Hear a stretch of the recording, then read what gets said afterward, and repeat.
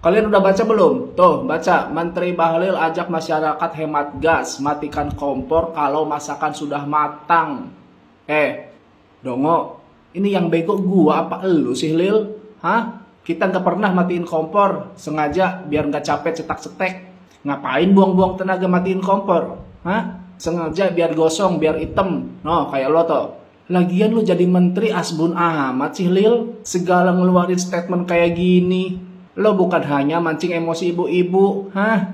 Gua aja yang jarang ke dapur kepancing. Di mana-mana kalau masakan sudah matang ya dimatiin. Niku aya menteri aki-aki jika kieu.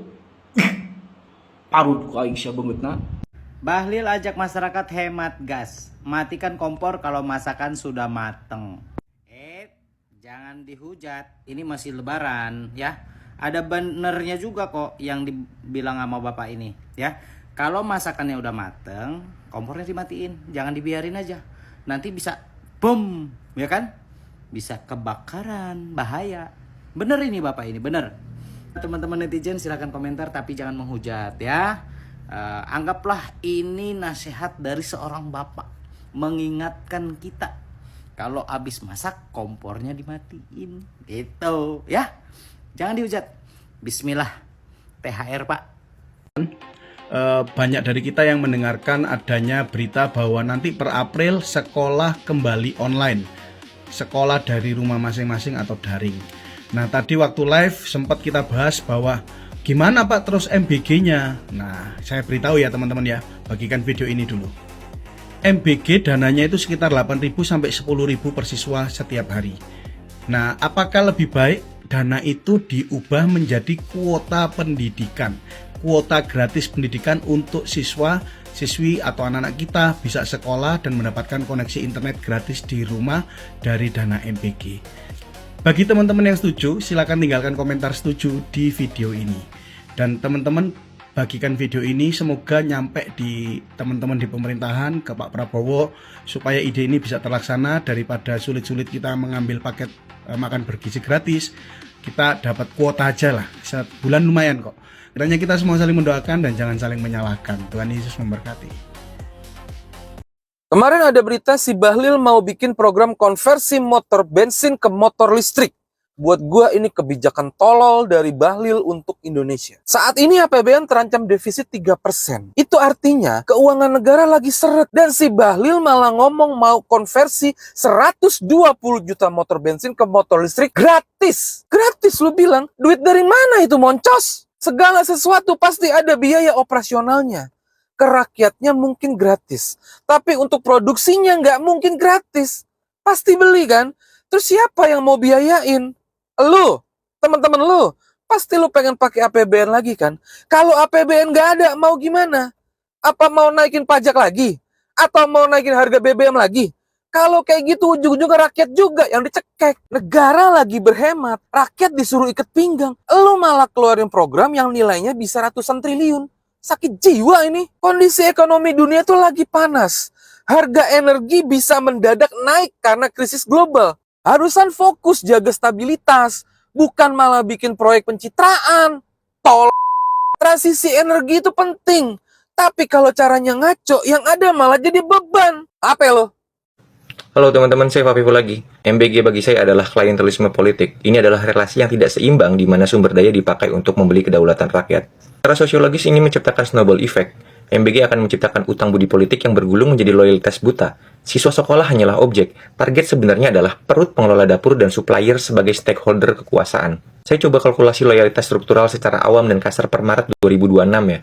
Yang pertama adalah logistik desa. Terdapat 32.000 SPPG dan 83.000 KDMP dan plus keluarganya. Ini mengunci 4,9 juta suara. Lalu yang kedua dari pesantren. Terdapat 1.000 dapur santri dan 5 juta pemilih pemula. Ini mengakumulasi 6 juta suara kira-kira. Jumlah ini bisa bertambah. Ketiga adalah sektor birokrasi. Terdapat 4,4 juta ASN dan 1 juta karyawan BUMN. Jika menggunakan monoloyalitas Kepres 82/1971, mereka bisa menyumbang 10 juta suara.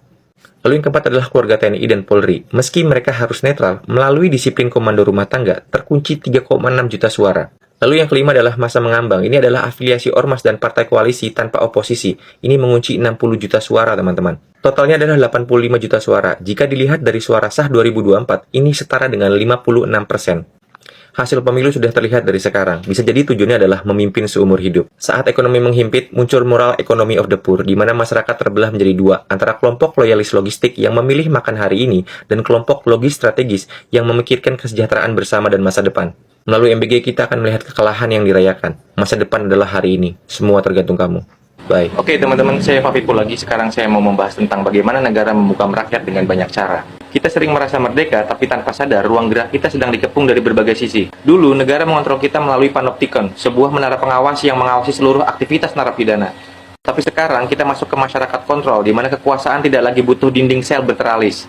Penjara itu kini cair dan mengawasi kita lewat ponsel, algoritma, sampai ke nomor induk kependudukan. Lihat bagaimana sudah terjadi teror dan ancaman lewat DM Instagram, WhatsApp, hingga serbuan buzzer pada akun-akun yang kritis menyuarakan sesuatu. Intelijen kini berwujud akun anonim atau akun lucu-lucuan yang juga melakukan doxing tanpa bukti formal. Lalu soal NIK, dengan integrasi NIK menjadi NPWP dalam Undang-Undang Nomor 7 Tahun 2021, Pasal 2 Ayat 1A, negara cukup menandai NIK-mu agar kamu mengalami kematian sipil. Nah, ini maksudnya di mana akses bank bisa diputus, paspor bisa diblokir, dan administrasinya mati. Inilah nekropolitik modern. Otoritas bisa melumpuhkan hidupmu hanya dengan satu klik. Penjara itu sekarang ada di tanganmu, tidak mengurung fisik, tapi mematikan akses dan sudah pasti meneror ruang privat kamu. Selain kematian sosial melalui data, negara memelihara kekerasan horizontal. Negara tidak hanya memukul warga secara langsung, mereka membenturkan rakyat dengan rakyat. Mereka menjadikan rakyat sebagai banpol atau bantuan polisi yang akan melaporkan semua gerak-gerik kamu yang kritis terhadap negara. Lalu ada organisasi sipil militeristik yang suka mengintimidasi sipil, datang ke pesta rakyat meminta jatah dan lain-lain. Mereka itu adalah instrumen kekuasaan yang dipersenjatai narasi palsu agar penguasa bisa mencuci tangan saat terjadi gesekan dengan rakyat. Sepanjang sejarahnya di Indonesia, mereka tidak pernah membela sipil dan sepenuhnya menjadi alat negara, teman-teman. Lalu jangan juga berharap pada kampus atau serikat buruh. Banyak rektor dan pengurus organisasi buruh telah menjadi bagian dari agenda politik dan bagian dari pemerintah. Gerakan mahasiswa ini digembosi oleh dosen dan peraturan kampus yang memberi sanksi pada mahasiswa yang turun ke jalan. Juga tekanan dari senior mereka yang sudah duduk manis di kursi pemerintahan. Ini terjadi di kampus-kampus kecil di Second City biasanya. Oke, saya ingatkan teman-teman, musuh kita bukan tetangga yang berbeda suara, melainkan sistem yang merampas keberanianmu melalui intimidasi. Ingatkan juga ini ke teman-teman yang menjadi mata-mata penguasa, mereka itu keset, mereka itu bodoh karena mau dibenturkan dengan masyarakat lainnya. Last word teman-teman, sumber daya alam kita kaya, pajak kita mahal, kamu sudah membayar semua fasilitas dengan keringatmu, tapi tidak sejahtera juga. Hidup kita bisa sejahtera asal kamu punya nyali untuk berhenti berkompromi dan mulai melawan sistemnya. Oke, segitu dulu, bye. Teman-teman, pada berpikir nggak sih selama lebaran ini sementara negara-negara di seluruh dunia bahan bakar minyaknya kayak bensinnya atau pertalite-nya atau pertamax-nya itu pada naik, kayak Singapura itu naiknya hampir 2 kali lipat, tetapi Indonesia kok nggak naik ya? Ternyata setelah saya riset, per hari Indonesia ini mensubsidi rakyatnya sebesar 1 triliun, 1,2 something lah. Dan saya cek ternyata MBG yang tidak didistribusi karena liburan lebaran itu juga menghasilkan penghematan anggaran sebesar 1-1,2 triliun. Mungkin ini adalah kehebatan dari masyarakat atau kehebatan dari pemerintah kita untuk masyarakat, yaitu mengalihkan anggaran yang mungkin tidak terserap menjadi daya tahan energi di negara kita. Mungkin. Tetapi ketika nanti MBG berjalan lagi ya kita mungkin menjadi tidak mungkin. Bagikan video ini agar kita paham, jangan menjadi sebuah hal untuk menyalahkan, tetapi mari kita dukung program pemerintah agar kita semakin sejahtera. Tuhan Yesus memberkati. Beneran ya, ternyata yang paling ditakutin oleh para pengambil kebijakan kita adalah viral. Setelah kemarin Gus Yakut menjadi tahanan rumah secara diam-diam dan ketahuan, lalu diviralkan oleh netizen, besoknya tuh sama KPK langsung dialihin lagi status tahanannya menjadi tahanan rutan KPK. Nggak lama muncul nih seorang pemilik SPPG yang dengan centil joget-joget, flexing, ngeliatin harta bendanya hasil dari dia mengelola dapur-dapur MBG. Hari ini gue baca berita kalau BGN itu membekukan izin dapur-dapur yang dia kelola. Total ada 7 dapur yang dibekukan, 6 lagi pembangunan, 1 udah operasional. Menyala nggak tuh netizenku? Tapi jangan sampai isu viral yang sekarang justru membuat lupa isu viral yang sebelumnya. Jangan sampai pemilik SPPG yang centil joget-joget itu justru membuat kita lupa terhadap kasus penyiraman air keras terhadap aktivis. Kan motif sama dalangnya belum ketahuan. Ada tukang bakso. Astagfirullahaladzim, ini kan bikin model apa? Ya Allah, ya Allah. Kok orang bersyukur lah, ini kita lah boleh loh, cah kita bakal uang. Untuk ibu-ibu yang anaknya dapat MBG, tolong dong jangan apa-apa di storyin, jangan apa-apa jadi bahan untuk FYP. Ini enggak apa-apa dikit. Pak Prabowo, lihatlah, masa ini doang, ini kan nggak bergizi. Udahlah ganti aja ke uang atau hapus aja deh MBG-nya. Konek gak gelem dikritik, wis preyo ojo kerja nanggone dapur SPBG. Masyarakat mengkritik itu karena mereka menemukan menu MBG yang tak layak untuk dikonsumsi, menu MBG yang tak sesuai dengan SOP. Makanya masyarakat mengkritik. Konek gak gelem dikritik preyo gancuk